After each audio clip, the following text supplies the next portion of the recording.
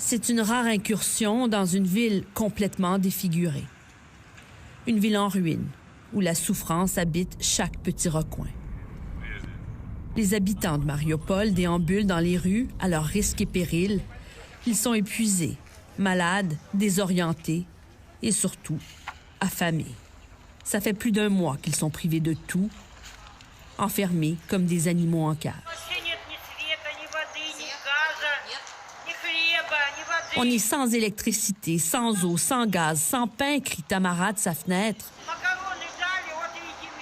On nous a donné du macaroni, dit-elle, mais on doit le manger cru. Aidez-nous, c'est un cauchemar. Mariupol est coupé du monde depuis des semaines. L'aide humanitaire, longtemps paralysée, commence à peine à arriver, mais c'est le strict minimum. Il faut faire la file pour une miche de pain et pour de l'eau.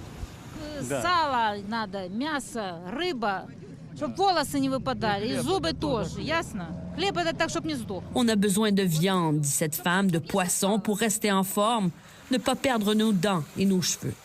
Le pain, c'est pour ne pas qu'on crève, ajoute-t-elle. Это город-призрак, и мы призраки. On est comme des zombies dans une ville fantôme.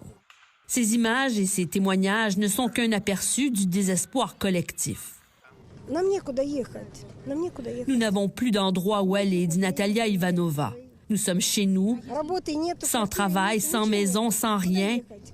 Qui va vouloir de nous?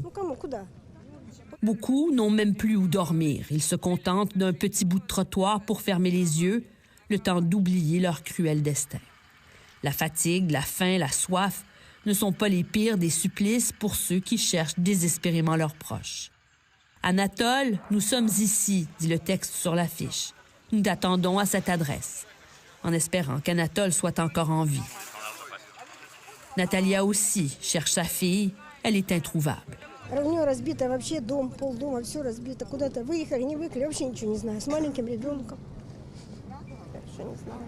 Plus de 20 000 civils auraient été tués selon le maire de Mariupol, qui a trouvé refuge à l'extérieur de la ville.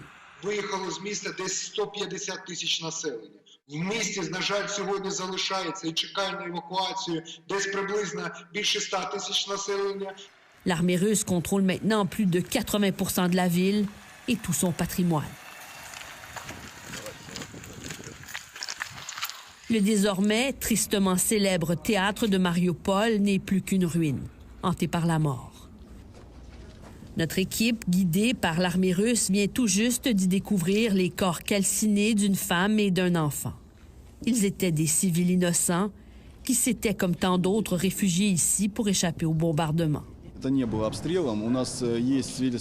Ce soldat russe nie encore toute responsabilité. Le théâtre n'a pas été bombardé, dit-il. L'explosion est survenue à l'intérieur. On a des preuves. Et combien d'autres corps se cachent sous les décombres? Celui qui a été désigné chef de la ville par l'armée russe l'ignore.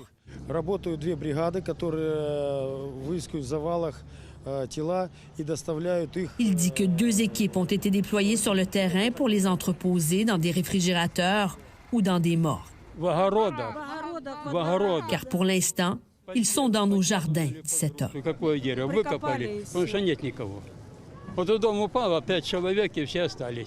Куда их? 3 дня пролежали, соседи повырыли ямки и положили туда.